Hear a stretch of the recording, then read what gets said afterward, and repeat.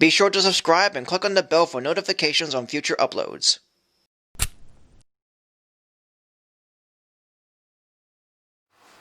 Hello everyone, Simon Bard here, or you can call me Sully, and welcome to some more of Halloween.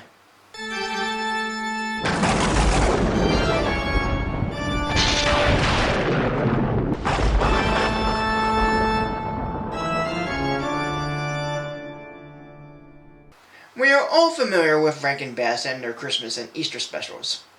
They are some of the most beloved TV specials that carry a sense of charm, delight, and a warm-hearted feeling with their wonderful animation, fun characters, and memorable songs.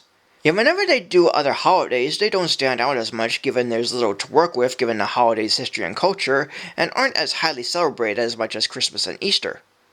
However, there is one movie that they made that is their first and only well-known Halloween flick, and in comparison to their other holiday specials, it is easy to see why they didn't make any more. Aside from that. Released in 1967 and predating Hotel Transylvania as the original Monster Mash movie, it's Mad Monster Party. And to why there's a question mark on it, I don't know. Since there is a party, it has monsters, and it does get mad on occasion. But if Who Framed Roger Rabbit has no question mark, then why does this? On the Island of Evil, Baron Boris von Frankenstein has created a potion that destroys matter and decides to throw a party in celebration of his work. So he invited all the monsters to his party, including a human named Felix Flanken, who turns out to be Frankenstein's nephew and his true heir. Yet once Frankenstein made the announcement, the monsters do not agree with this idea, and Francesca, Frankenstein's servant, and Dracula try to work together to rid Felix and claim and share Frankenstein's work. But once Felix arrives, Frankenstein tells his nephew that he's to inherit everything from him, including his latest formula, and to be the head of the worldwide organization of monsters. All the while, Dracula and the monsters try to rid Felix, and Francesca slowly starts to have feelings for him. Now for being a holiday movie from Rankin Bass and a Halloween-related flick, is it as good as their Christmas and Easter specials? Well, for the most part, and in my opinion, not really. But only about half of it didn't work. The reason I say that is because, despite the film only being 97 minutes, it definitely felt longer, and it all comes from how slow some scenes are, and how a couple of them are rather pointless. One scene in particular is when Yates, Frankenstein's zombie servant, checks up on the food being served in the kitchen, and the chef goes over every single one of them. Why is this scene in here? It doesn't further anything else and at the same time made me bored of it. It's just filler material, as the chef never makes any other appearance, and while the food does play a part later on, it isn't worth going over what's being served, if it's barely mentioned at all, or nobody in the film is eating or enjoying it. I can also say the same pacing issue with the songs, yet despite them being a major highlight with the other Rankin Bass productions, here they don't bring any good vibe. They're not bad, but they're forgettable. I mean, there may be a tune or two from them I can recall, same thing with the lyrics, but not too much, as once again, they're still forgettable. But what's not forgettable is with everything else. The monsters in this film are the classic Halloween monsters everyone knows.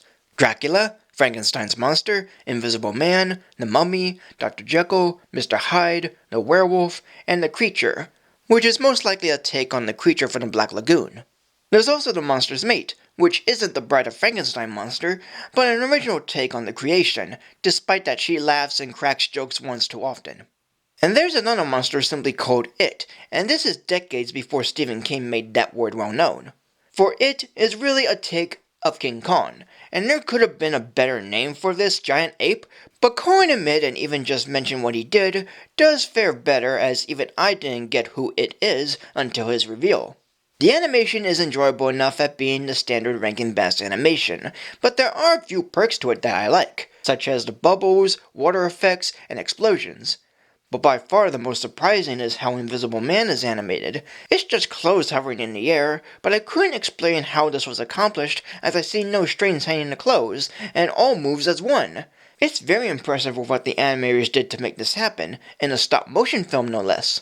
There are some nice bits of humor here and there, and the interactions between the monsters is fun. From when they're trying to get some sleep when sharing a room, or having a big food fight, with some of my favorite bits during the fight include Mr. Hyde giving Yates a boar's head instead of his. and Dracula asking if anyone wants some punch, and the Frankenstein monster punches Dracula.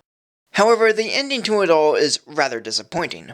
It happens that the giant ape It has captured the monsters and Francesca. Frankenstein lets Felix go out on a boat and helps Francesca escape while in a plane, allowing her to get to Felix. Frankenstein then uses his matter-destroying potion to sacrifice himself and destroy the monsters, and as Felix and Francesca are all alone on the boat, Francesca admits that she's a robot and couldn't marry and have kids with him. But Felix says nobody's perfect, only to glitch out and repeat the word perfect. And that's it. Yet all I'm wondering is, was Felix a robot the whole time? The movie states that he is a human throughout, with him being clumsy, having allergies, and taking pills and water. But then the reveal happens out of nowhere, and how is Felix never aware that he's a robot? And if it was supposed to be a funny reveal, it really isn't, at least for me.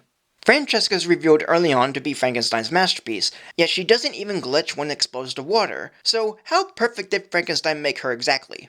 The last minute of the film was really disappointing to me, with its sudden reveal and just having the two out all alone in the ocean with no future for them whatsoever. But it doesn't quite hinder the entire film when all the good stuff I mentioned is still worth it. Yet I can't quite forgive it with the weakest bits, making the movie kind of a 50-50 ranking in my book.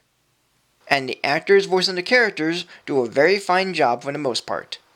Boris Karloff voices Baron Boris von Frankenstein, Alan Swift voices Felix Flanken, Yates, Dracula, Invisible Man, Dr. Jekyll, Mr. Hyde, Chef Machiavelli, Captain, First Mate, Mr. Cronkite, Mailman, and the Monster. Gail Garnett voices Francesca, Phyllis Diller voices the monster's mate, and Ethel Ennis sings the title song Mad Monster Party. As a whole, this movie is alright, but it's almost boring. The characters are okay, the story is fine, the songs are kind of forgettable, and the animation is, I say, enjoyable enough. Director Jules Bass had made an almost serviceable Halloween flick that in some ways is an underrated Rankin Bass film when compared to their Christmas and Easter specials. However, the pacing is rather slow with scenes that could have been edited out or trimmed down, an almost disappointing ending, and, like I said, forgettable songs. Yet there is some bits of humor that I do like, the casting is okay, the interactions with the monsters are fun, and at times the animation is worth the watch. It isn't anything too bad or good, but I was feeling bored whenever the main monsters or characters aren't on screen, and the scenes that do drag on and are pointless. As someone who loves Rankin Bass and their holiday specials, this isn't one I'd like to come back to every year.